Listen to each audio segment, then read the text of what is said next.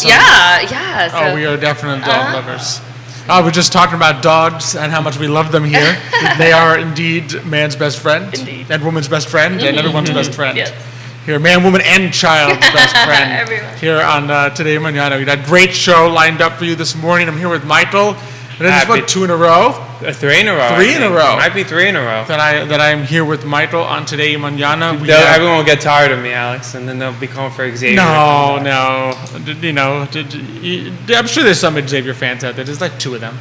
So the rest are happy that Michael is here with me on the show this morning. We have some great guests lined up for you this morning. We're going to be joined very shortly by Angela Hod and Amy Morris. They're the co-owners of both the Franklin Estate and Due Sorelle, which is 2 sisters in Italian, 2 amazing venues that we have here. Alex knew that already. He didn't need to be told that. He knew that already.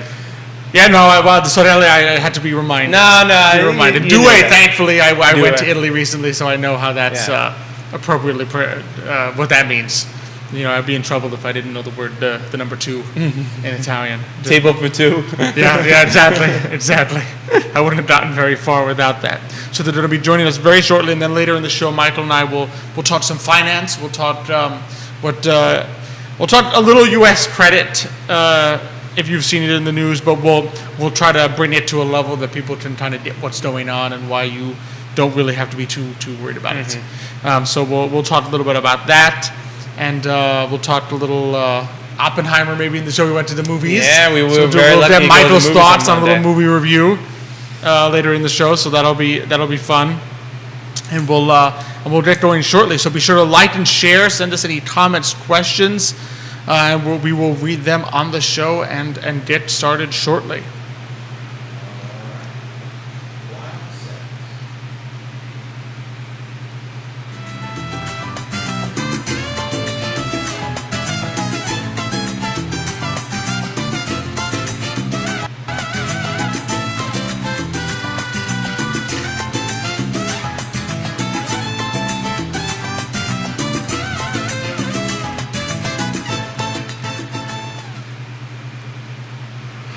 Good morning, everyone, and welcome to Today y Mañana. I'm Alex. This is Michael. We're very excited to have you joining us this morning on Today Mañana here on it's a kind of a muggy morning here. Yeah, it got muggy. It was really cool yesterday. Well, we had that the smoke again coming. Yeah, the haze came through. Yeah, yesterday. exactly. You had the orange sun and a little, but it was pretty cool and nice. It was, yeah. I think it cooled it off, which is good because last week, remember, we hit the triple digits. Yep. Everyone thought that we were all going to die. We were here on his torture last week on Today Mañana. This week we're not quite as hot, but it's still a good time to grab your iced café con leche or your café con leche, get to your nice cozy spot and enjoy some Today y Mañana. And so we've got some great guests that are going to be joining us shortly. On the show, we're going to be joined by Angela Hod and Amy Morris. They're co-owners of both the Franklin Estate and Due Sorelle, 2 beautiful locations that we have here in Central Virginia. Yeah, I'm For excited. weddings, events, many things. We'll find out just how many things when we speak to them. But they're going to be joining us shortly. As always, we love being here on the I Love Seville Network set. A couple thank yous, of course, to our presenter, Emergent Financial Services, as well as our amazing partners at Matias Young Realty, Credit Serious Insurance, Tazo Hill Cider, and Forward Adelante.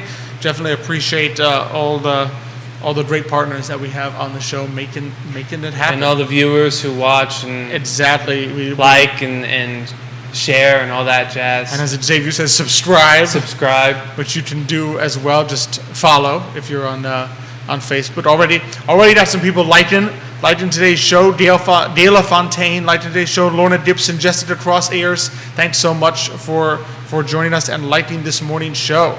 Appreciate it as always. So I don't know about you. I'm ready to jump in. Yeah, then we'll talk some beautiful locations. Yeah, let's go for it. In Charlottesville. So we're really excited to welcome to the show this morning Angela Hod and Amy Morris. They are sisters, I believe, and co-owners of both the Franklin Estate and the very aptly named Due Sorelle. So Angela, Amy, thanks so much for joining us this morning. Thanks for having us. Good morning. We're excited to have you both on. So for those who haven't met you before, tell us a little bit about yourselves and maybe how you first came across or decided to start, the Franklin Estate and Due Sorelle as these amazing locations. Would you like to start? Okay. So the 2 very different beginnings for both establishments. So the parent company of let's see, Dewey Sorelli, we'll start with this one, is ARA Properties, which was created by our father, our late father. And after his passing, things were changing a little bit. He had historically been an entrepreneur of all things, many things. And the bulk of the properties and the bulk of his business was in real estate. So buying, selling, renting real estate. And in his health decline, he was down to more just basically maintaining and renting residential and commercial properties. So we were at that phase. After his passing, we decided to branch out a little bit more, which is also where this is where the two kind of merge, the Franklin Estate and Dewey Sorelli. At that time, the Franklin Estate was his home built by our mom and dad. Long ago. And so, funny thing that most people don't know, they try to figure out, our maiden name is Daniel, and so why is it not Franklin. the Daniel Estate? And so his name was Frankie. His middle name was Franklin. And so whenever I would be a silly little girl and tease him, kind of talk back, I'd be like, no, Franklin, I don't want to, mop the floor or whatever. So we gave it a little lighthearted spin, since we knew that we were headed in the direction of joining, gathering, joyful times, time spent together. We decided to give it that little just sweet nod to our family. So the Franklin Estate, and in our ability to be able to keep the Franklin Estate, and it's over 6,000 square feet just in the main house, it is a big one, we decided to break it into smaller pieces and do the sort of short-term rental.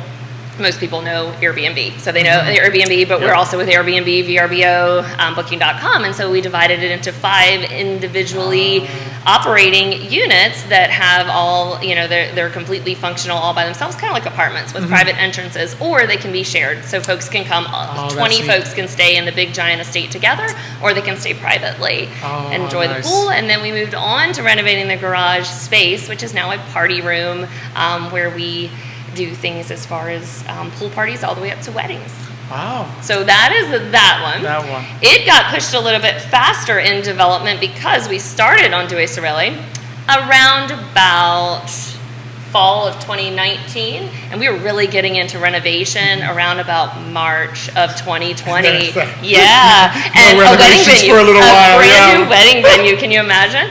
So we shifted gears into the renovation of the Franklin Estate instead, because we knew there would be opportunity for 2 people to be traveling together, those kind of things. So we shifted focus over there. Once it was completed, we moved back over to completing the renovation of Dewey Sorelli, which came about. It was not a family piece. A lot of people ask that question, is it a family farm? And it's not.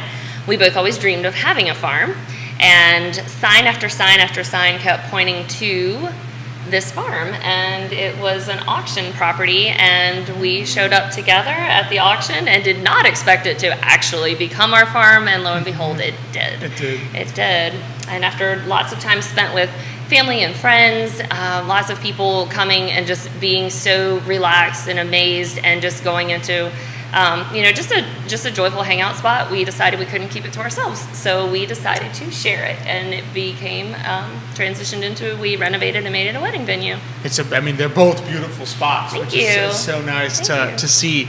So wedding, we'll get into weddings in a moment. What are some of the range of events that people could host there or have hosted at either location? Do you want to talk some? Go ahead. Okay.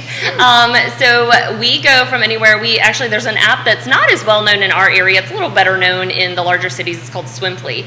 And have you heard of that? No. So again, during the pandemic, there was a space where people couldn't go to public pools. And so individuals started renting out their swimming pools for people to come and be able to use the swimming pool. So it took off, and people still like to just come and use. So we have all the way down to, they can rent our pool for 1 hour, and they can come in and go swimming with just their family, or they can make it a full-blown event. So we go from just folks gathering for simply to get together with a group.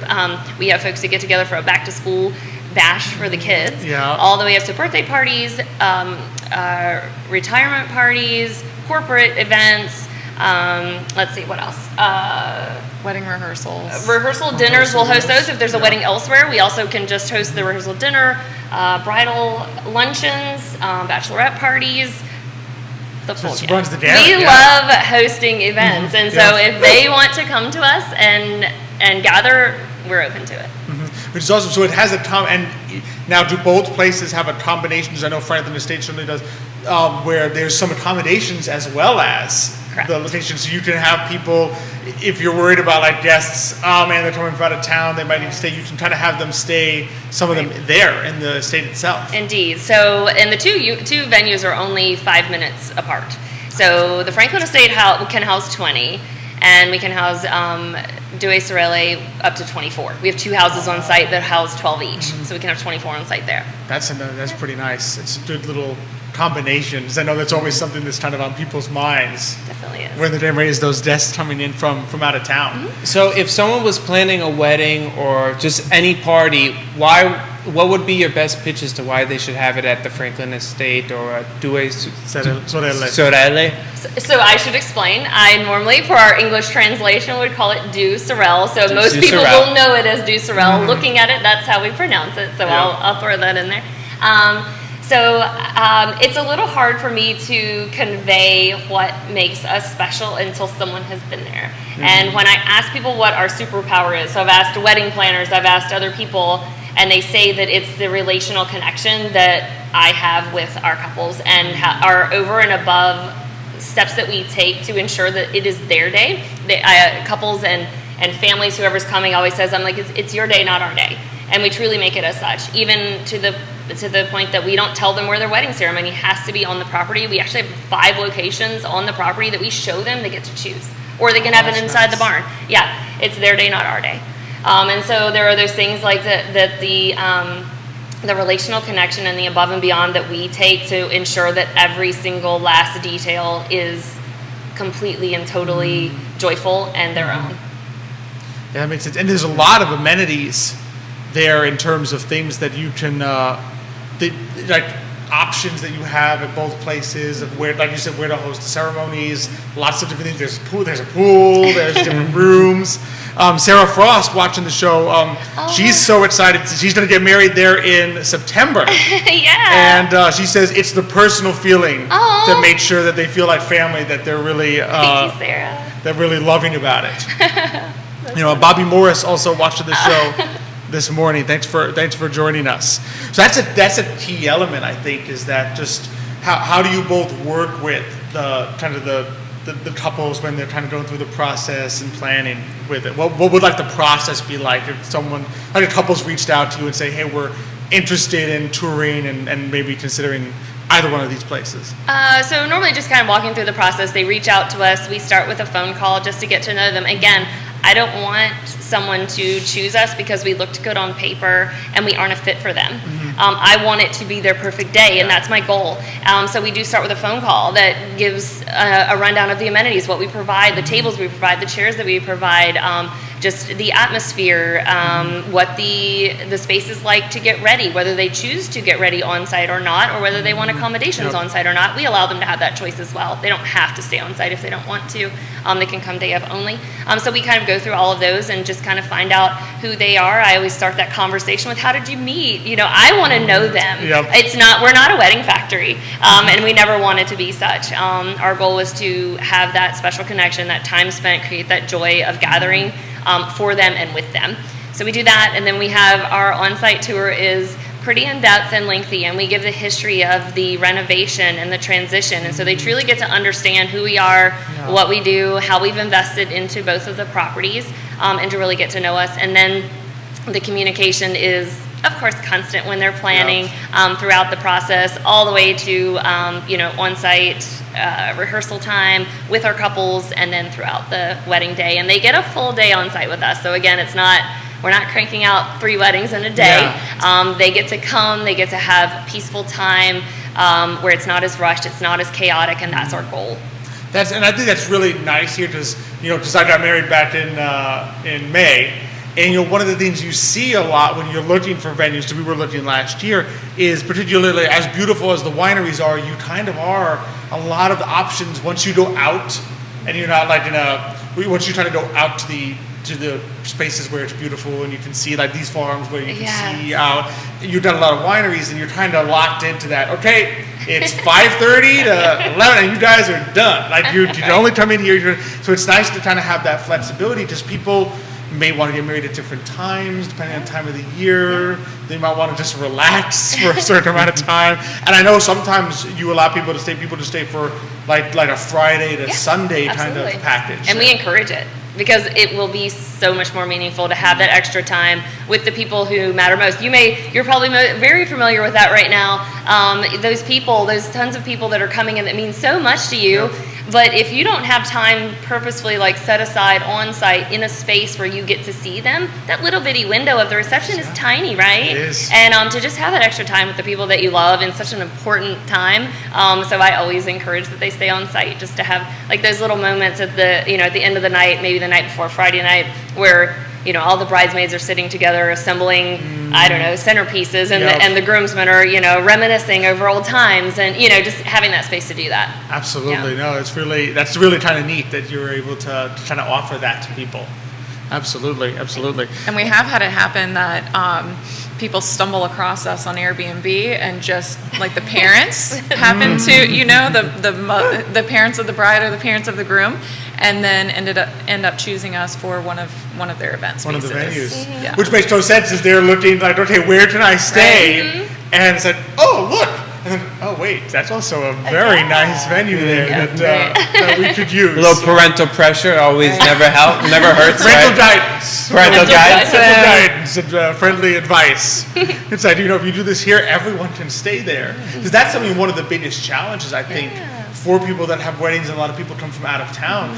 There are not, let's put it this way, there are a lot of hotels in Charlottesville, but they all tend to be full. They do. All the time. So it's nice to say you do not have to go find, and especially if your wedding's small enough, you do not have to go all find rooms, and you're competing, especially in those peak wedding seasons, Yes. you're competing with the law school events, UVA, graduation. Yeah, certain people have to get married in May, and then it's like the week before graduation, so all the hotels are booked. Aren't those people the worst? Those They're people are the worst. Absolutely.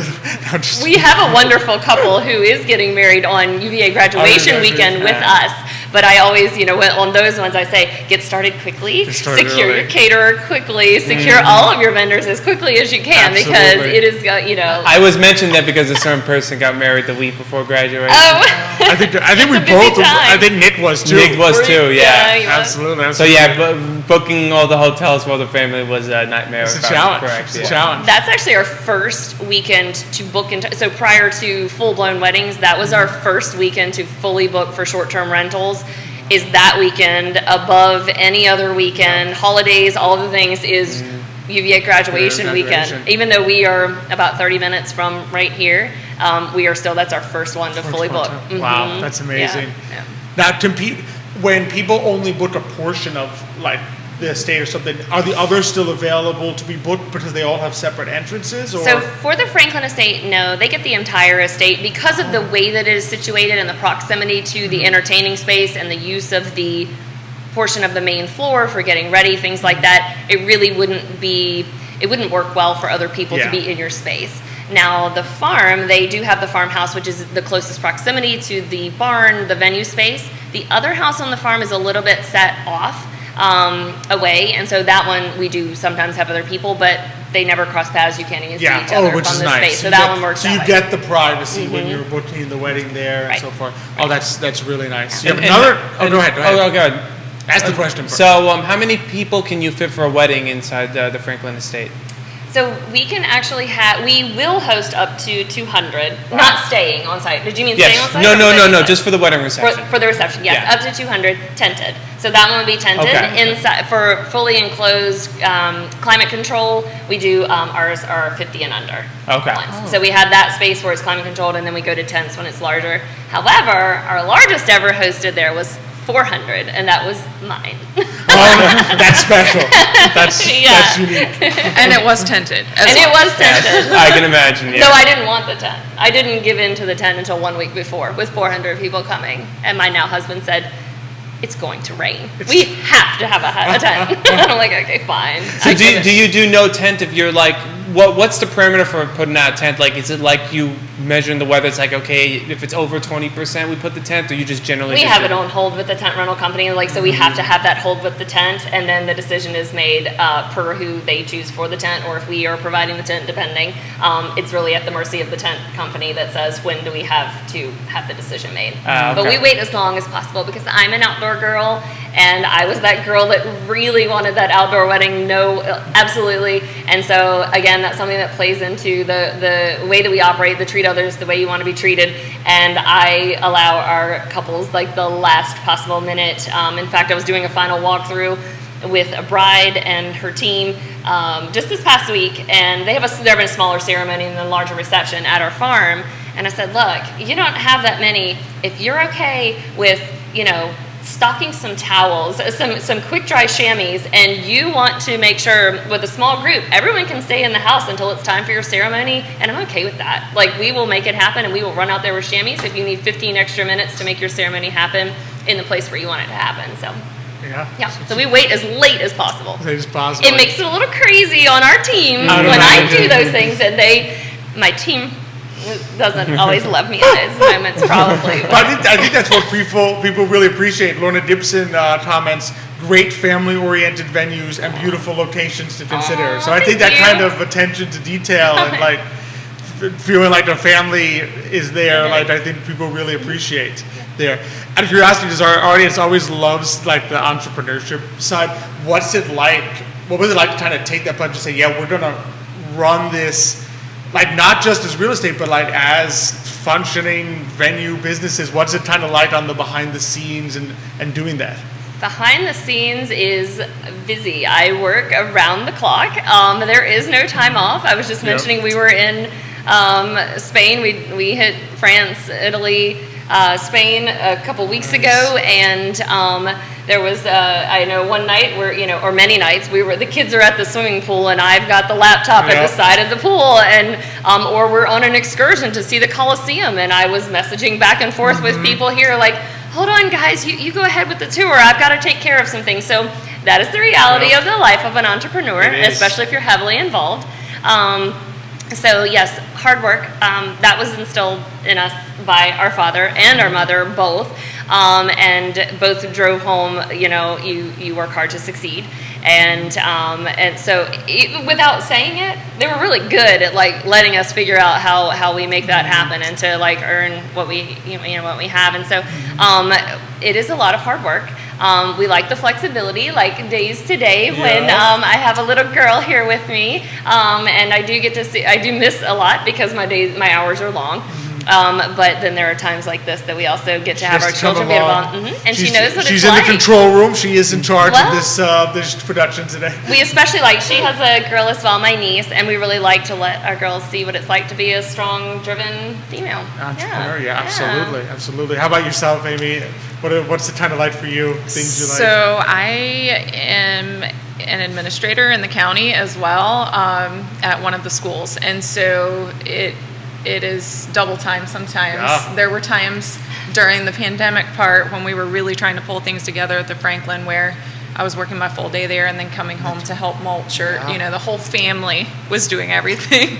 And so we actually got feedback from some of our renters that they really thought that was a special touch, and they really appreciated that they saw our whole family out pulling things together and kind of making it what we want it to be. And I think that we also take the time. Sometimes we're visiting the farm just on a Friday night, and we have renters at the farmhouse, and we will walk over and introduce ourselves just because we want for them to know that we're glad they chose us. Yeah. Which is it's so nice. I think people really appreciate that. It's really the beauty of entrepreneurship, right? You work really hard. You put in sometimes double shift, right? But then you're involved, like you're there. It's kind of what you want to make it, and the values that you want to instill are part of it. And it clearly comes through when people are staying or having their event there, which is really nice. John Blair, thanks for watching the show this morning. He is tuning in. Appreciate it. So both of you have been so great. Where can people, if people want to like learn more, reach out, find out, what's some of the pricing, what are some of the options there, where's the best way to do that? So as I mentioned, since we are very flexible and we offer lots of different options, we found that it was really hard to have every detail option laid out like a menu on our website, and it just confused people. And so we do have some information, but we have a lot more available than what you can find on our website, but that's still the best way to find us. So I will say it in English translation, Do Sorelle Farm, which is DUESORELLE farm, FARM.com, and thefranklinestate.com. Of course, phone number 434-985-3667. Perfect. Well, it's been an absolute pleasure Yes. to have you both on. Thank It's a you. beautiful place, and just love that it's run. We have a family business as well, so just love that it's a family business. Just you. providing such great memories to people here in the area. Thank you so much for having us. No, thank you for so coming much. on. It was wonderful. It was great to have you both on. Appreciate it. All right, so as we go ahead and swap-a-roo here, that's this is Alex one of my loves favorite the parts. entrepreneurship. I love the entrepreneurship. That's just one of my favorite parts of this show is you just to see the amazing people and the great work that Yeah, they're the doing. stories behind it too. I know. That's always wonderful to hear. How it gets Absolutely. started, how it grows, and the personal touch too. I think that's always important. That's the Absolutely. difference between when you have corporate businesses and small businesses. I think the personal touch Exactly. is what makes it. Exactly. so much Sarah better. Frost says, "Thank you for making brides like my dreams come true. Brides like dreams of brides like her come true." Yeah. So that it's still. Sarah's much- getting married in like a beautiful time of year, I September. know, September. It's Yeah, gonna you be might get like a gorgeous. little leaf change. You know, That's gonna be beautiful weather, not like May. It's raining. You had to let that go. I know. Oh, Jewel yeah. Ballard says beautiful venue. So man, they just keep the amazing comments just keep coming in. So Yeah. lots of fans there. So really appreciate both of them coming on and joining us this morning. All right, so we got finance topic today. Yeah, That's, on numerous there was some sort of downgrading of her credit. You probably saw, it was it was all over the news for a little while. Yeah. Like, oh my goodness, U.S. Credit gets downgraded and so forth. So it went so basically what happens, it went from AAA to AA plus. So instead of, the third A became Yeah. a Which it's Plus. not the first time that's happened to the U.S. Right? It happened in '94 or something like that. It's not the first time at all, and it may have happened even more recently. Even more recently. Than that. And basically, what happens is there are rating agencies. So 2011 was the last. 2011. time. Okay. It was by S&P that did it this time. This time it was a different company, but Fitch that was Fitch. the downgraded this time. But there are basically rating agencies whose job it is to rate debt and say, okay, this company's debt has a rating of AAA. I mean, it's like super safe. Yeah, they'll pay it back They're kind going to of pay thing. it back. AA plus, which is also kind of super safe. They're going to pay it back. I mean, you go all the way down. I mean, there's B, double B, excuse me, non-investment grade, which is like basically the highest you can have is AAA. AAA, right? So going from AAA to AA plus is not really And- like, oh my gosh, this is catastrophic. Exactly. And it's not as though the implication is not that suddenly the U.S. is going to be unable to pay its debts. I mean, it can print money, right? So it's not as though that's going to happen. And really, what I like to tell people is, yes, the stock market is going to react a little bit negatively to the news. Bond yields went up a little bit. So what typically happens is, if you think about it in a general perspective, right? If your bonds are, let's say, single A, and now your company's not doing so great, and you get downgraded to double B, the signal to everybody is, Michael's company is now much less likely to pay back. He might not actually have the money to pay back if you lend him money. So you as the lender are going to say, well, I might still lend you money, but instead of 5% interest, I now want 9%, which makes it harder for you to borrow money, because now anyone who lends you money is going to be asking for 9%. So the yield, the interest rate goes up for your future bonds, right? Not the ones you currently have, but your future ones. Your future ones. Right? In the case of the United States, they went up a tick. It's hard to envision them going up much long term, because if you think about it, the relevance of, in the case of country debt, the relevance of the USA's rating depends in part not just on the USA's rating, but who else you would invest in. So if you're a really big investor and you've been parking your money in USA bonds, right? As you said, I need something safe to stick my millions in that gets me some interest, or sometimes if you're, depending on how big your fund is, my billions, right? And I need to have this somewhere that earns me some interest. And the USA now went from AAA to AA plus. Well, the question is, where do you move your, like if you're worried, where would you go instead?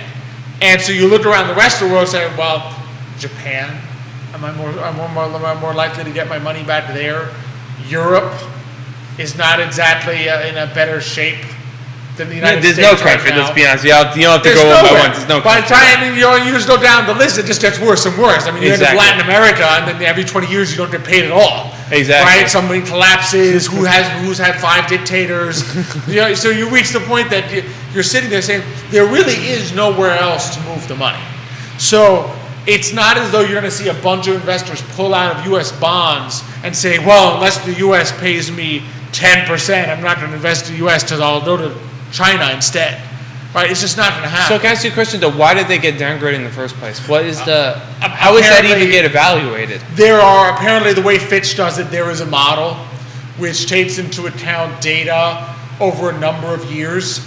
And data from 2020 is now being incorporated into this model. So between 2020, huge amount, obviously the US has printed massive quantities of debt.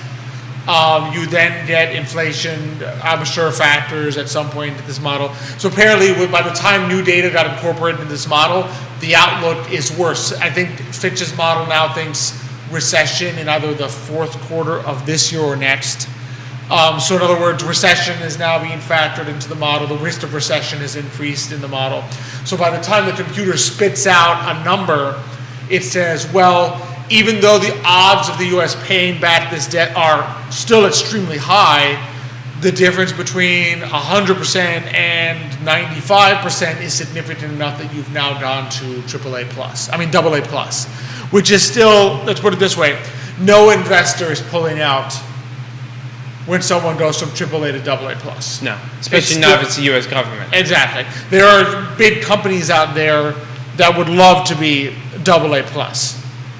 So it's really one of those things that is not a huge issue. So I think, as an example, Apple's rating is big A, 2 little A's by Moody's, which would probably be the equivalent of like A++ in Fitch. So in other words, even Apple as a company, Apple would love probably to have AA+ rating or AAA, right? So it's one of those things that the odds of people pulling out are infinitesimally slim because there's nowhere else to go.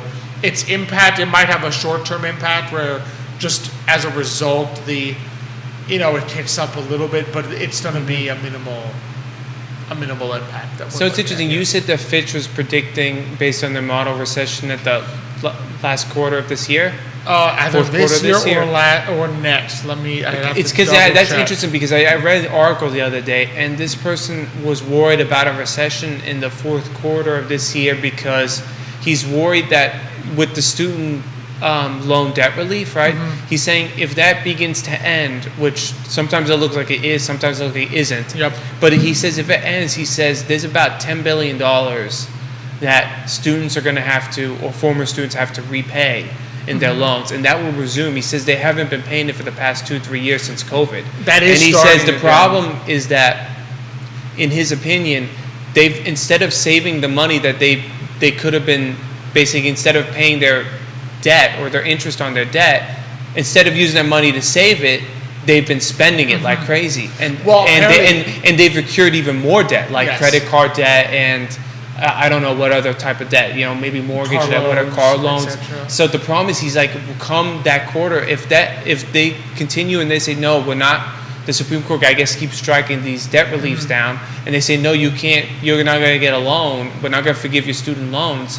He's like, what are all these young people going to do? Well, especially since I think somewhere between 20 and 30% apparently of student loan borrowers spent the $10,000 they thought they were going to get before that got struck down. Yeah.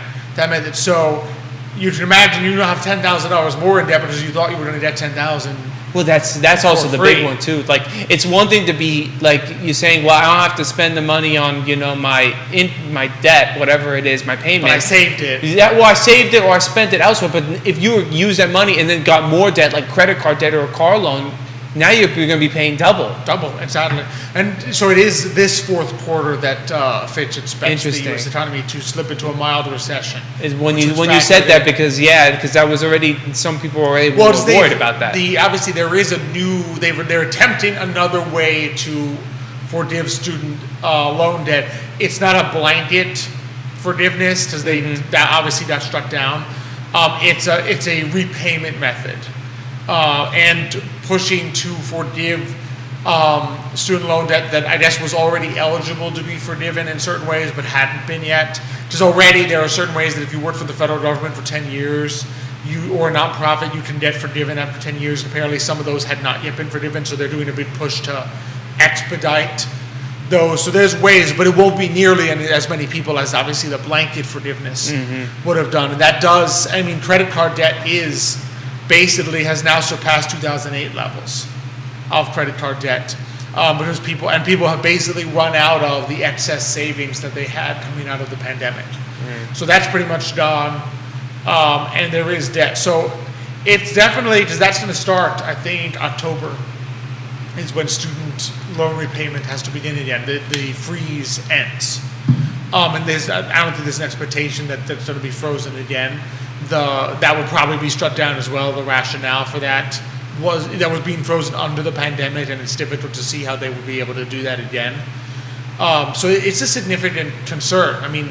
We've been kind of hanging on the recession might start cloud for the last year. We technically entered recession last year and then exited because we had 2 straight quarters of negative growth. But then it picked up in the third and fourth quarter, and we got some growth. So the question is whether that we dip into that area again. Like I said, the Federal Reserve has not stopped raising rates. They've started again because inflation came down, but not if you take out. So the last inflation number at the end of last month was at 3. If you took out energy, which has been coming down a great deal, it was food and so forth was like 5 to 6. So most things people are buying have still gone up. Gas was coming down because we were dumping out of the strategic reserve. We're now down to like somewhere between 2 and 3 weeks. That may have ended, or the travel has picked it up, because if you've seen gas prices, they've now spiked again this past month. So that the inflation number may not be so rosy this coming month again. And the Fed may have delivered that. The Fed may have expected that because they then delivered the rate hike that we saw this past month. So if they keep doing that, they are going to certainly risk that they tip us into recession. And that's probably part of the issue. Obviously, recession, the government typically spends more because unemployment starts to kick in, and it collects less because people are making less money. So if you calculate those, the money coming into the Treasury decreases, which also hurts the ability to pay back debt. Again, they print, so it's not like it disappears. It's not like they default, but that's part of what's factoring into the questions that Fitch and probably some of the other rating agencies are looking at here. So that's kind of what we're looking at. Stacey Dunwalt watching the show. Penny Cheetah, Megan Ice, Jessica Spain. Thanks for joining us this morning on the show. So that's kind of what we're looking at in terms of the recession risk. Certainly there. It's been there all year. So it's not like it disappeared. It's just now we're kind of... Yeah, it just had to catch my ear that you mentioned Fitch possibly projecting a recession in the fourth quarter this year, when I literally just read in like an article today. So that's, and they're not the only ones. A number, I think J.P. Morgan might be predicting it for the fourth quarter, early next year. There's certainly a fair number that expect next year, that in 2024 we will definitely hit it. Yeah. So at some point the cycle may come to that, particularly just given inflation, debt, and now interest rates, which, it's well known that Federal Reserve increases interest rates, you're sucking money out of the economy, you may well hit recession as a result of that. And that's something I don't think is beyond their understanding. They expect that as well. That's a possibility. Yeah. So it's a tricky time. Tricky time, yeah. Tricky Not time sure for what the sure. future holds. No, but I mean, again, the key is trying to just stay steady. And really, if you are debating at all, do I pay down credit card debt or invest or save money? Pay down the credit card debt. We get that question a lot. You'd be surprised. Like, do I pay down debt or invest? Pay down debt. Especially if first. you're going to have student loans to be possibly resume payment. Exactly. And student loans at least are they're at an They're still at a low interest rate? They're at an interest rate that it's not like you cannot make it back in the market, particularly if you're at the subsidized level where you're looking 3 to 4%. If you're at 7 to 8% on subsidized loans, you then need to talk to a financial advisor to kind of figure that out.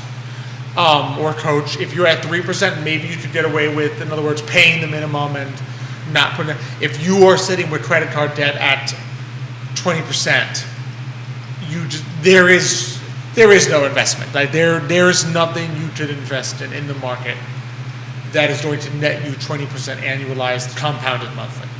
It's just anyone who tells you that they can do that, I'm not saying they're lying, but it's take it with a grain of salt. Really look into that, because that is a very difficult decision to make. So if you are sitting there at 20% credit card debt, do not put that off thinking, well, let me pay down this first, or let me take this investment first. I've seen people suggesting, I've read some articles, I'd go on vacations. No, if your vacation is being funded by credit card debt, I hate to be the one to break it to you, but you're hurting yourself big time in the long term. So Cynthia Murray watching the show this morning, thank you. She says, you guys keep putting out great info, keep it coming. Thank you very much. She said, great advice. Paying down debt actually is an investment in yourself and your financial future. Absolutely true. Like, we tend to think sometimes, people, I think investing is for the future and then debt is this other thing, but paying down debt, if that debt is charging you 20%, is the equivalent of a 20% gain. In other words, if your choice is, do I invest? I have $500. I can either pay down $500 of credit card debt, or I can put $500 into the stock market. The credit card debt is costing you 20%. The stock market, let's say you do want to be generous, and the S&P 500 gets you 10% in a year, right? You gain 10% for your future by paying down the credit card debt. It doesn't feel like it. It's going to feel like you just took away, I had 500 debt, now it's not there. But in terms of gains, you have gained 10% by paying down debt. And so that's something to always think about. Like, it's tempting to think that they're two separate things, but in reality, if all your money is, if you look at it from a holistic perspective, the investment side and the debt side, when it all comes to interest rates, it's how much am I paying out, how much am I getting in. And if I can save paying 20% rather than earning 10, I've gained 10. It's that simple. It's like if I were to tell you, hey Mike, you got a choice, I could pay you, you owe me $200. I can either pay you 100 or forgive the 200, which forgiving the 200 nets you 100. It might not feel great because you won't get $100 in your pocket. Yeah. But to erase $200 that you owe me is greater. So you can just look at it that way, and that's the power of it. So great comment there by Cynthia Murray. Really appreciate you tuning in this morning. So that's kind of our advice for today. I know last thing we want to talk a little bit about, just we've been on a little bit. I feel like we've reviewed everything for the last 2 weeks. Just a few weeks ago, we reviewed Guys and Dolls, Learn to See. Then we reviewed Tuska, to see, and now we went to go see. On Monday we went to go see Oppenheimer. So we're big Christopher Nolan fans, so it was easy. It didn't take much persuasion for us to go see it. Exactly. Went to Regal, went to go see it in IMAX. And it was definitely what would be your pithy review? It's hard to rate Nolan movies on first watch because they're so complex and they're so dense that you don't want to kind of just get the euphoria and then just throw it in there. Exactly. But overall, I definitely think it was better than Tenet, the last film, and it was really good. It was structured into kind of like, it felt like 3 different sections, like the early life of Oppenheimer, and early on you see like he kind How of his mind works. how his mind works, and like he has the beginnings of like imagining almost the atomic bomb. Yep. You know, and when he's imagining it, suddenly the theater's shaking. That was really cool. And then the middle part's them actually creating the bomb, so you get that tension the of they don't Manhattan know Project, exactly. Spies, how far the Nazis got. Exactly how far the Nazis gotten, what's going to happen actually if they, they put the bomb, detonate the bomb, will actually blow up the world. And then the third part was kind of like a more political side of Oppenheimer after he's built the bomb, kind of the government questioning his loyalty. And there was some great performances all around, and the movie was really, really good. So I definitely recommend it for anybody. Definitely try to watch an IMAX if you can, because it was worth it. Yeah, but it was. It's not an action movie, but the sound and the visual experience is definitely worth it. It was pretty impressive, I have to say, and rather gripping. Like you for something that's a biopic, and it's 3 about a hours scientist. Essentially, it's a 3-hour-long biopic about a scientist, right? You would think that it might not be as exciting as a thriller or a dream heist or a space movie, but it was actually I feel like the last half of the movie I was kind of like heart pumping in the Well, seat there's certain because- parts that your heart gets pumping. Definitely when they're about to test it, even though I know the world doesn't blow up because I'm here. Yeah. Right, but you still get that tension because of how it's filmed. Yeah. The actors are portraying that tension excellently, so Yeah. you kind of you feel in the moment their tension of their worry of what's going to actually happen. Yep. Seeing the blast was really cool, and then obviously the force, sound wave. Yeah, the sound wave of the blast. They make sure you kind of feel that in the theater. You kind of when it hits you, kind of feel like, oh, I was pushed back a little bit I was too. there. Yeah, I was there. Yeah, it was. It was a really, really good movie. fantastic.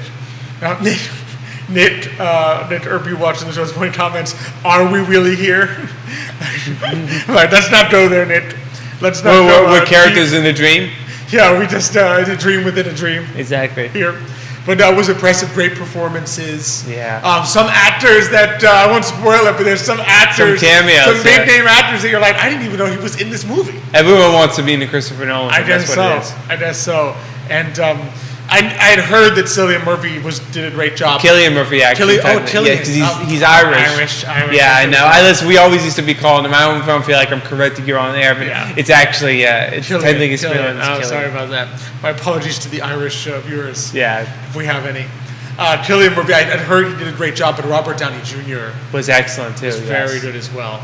So really would highly recommend Definitely, to go yes. seeing it. And definitely we recommend going to see it, Regal, IMAX. support your local movie theater. Exactly. I mean, we're a little biased. We're old-fashioned movie theater people, so we kind of usually prefer to go to Regal.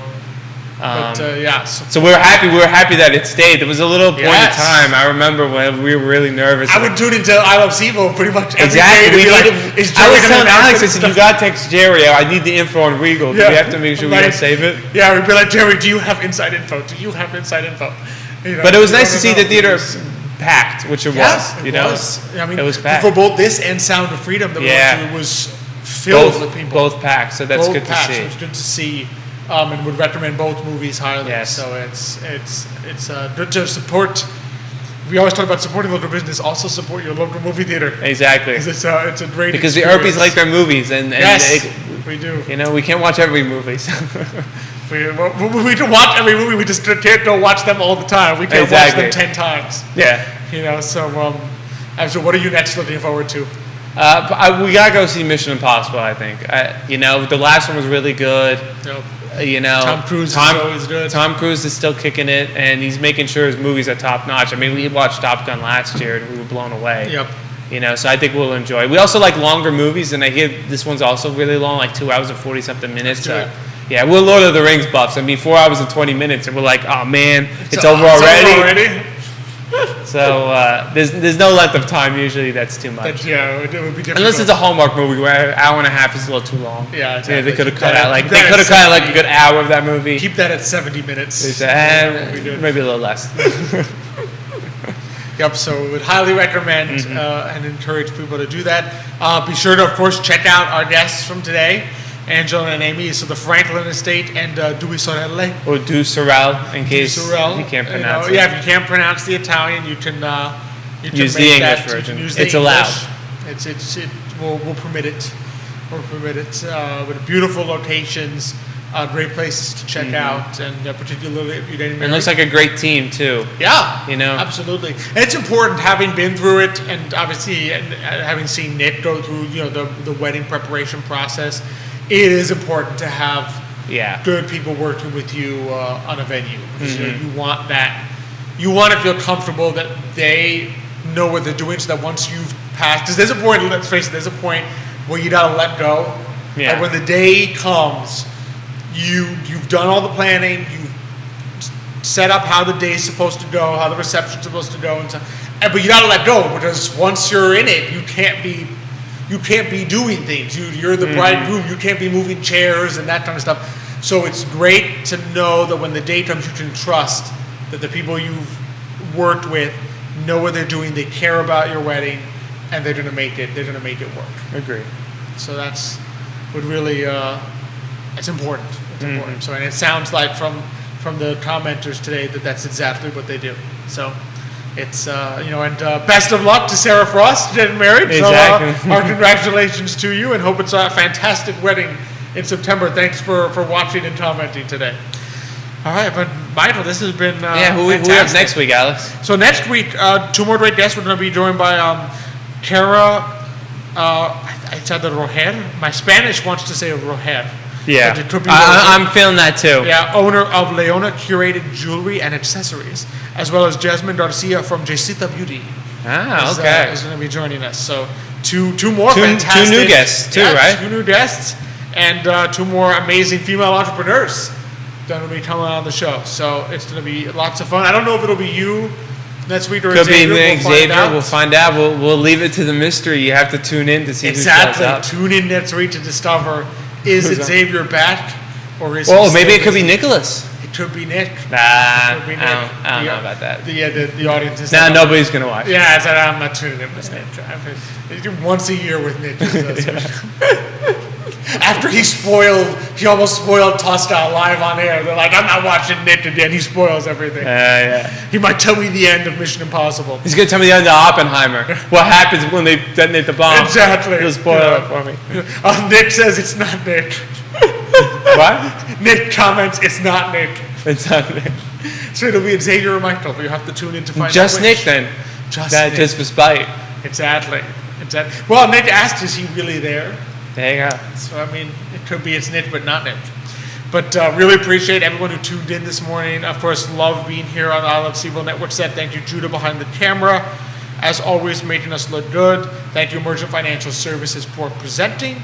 Our good friends, Credit Serious Insurance. Be sure to check out Miguel and Chick. Any insurance questions, of course, Miguel obviously is the one who gave us those great tips about making sure that you actually use your air conditioning and your heat, and you don't leave them off when you go on vacation, because that's a good way, especially in the winter, to have things go wrong. But also in the summer, you've got that humidity. You do not want to come back to a humid house where you've allowed mold to grow because you wanted to save some money on air conditioning, right? So always be sure to check them out for some great tips there. Home Auto, you name it. Matthias Young Realty, Castle Hill Cider, Forward Adelante. Thanks so much for joining us today. That's all our great guests. Really appreciate your comments. Cynthia Murray dropping the truth bombs on debt right there this morning. But thanks so much, everyone, for tuning in. We appreciate you all. We look forward to seeing you next week. Thanks for being on with me. Thank you for having me, Alex. And until that time, as we like to close it out on the show, hasta mañana.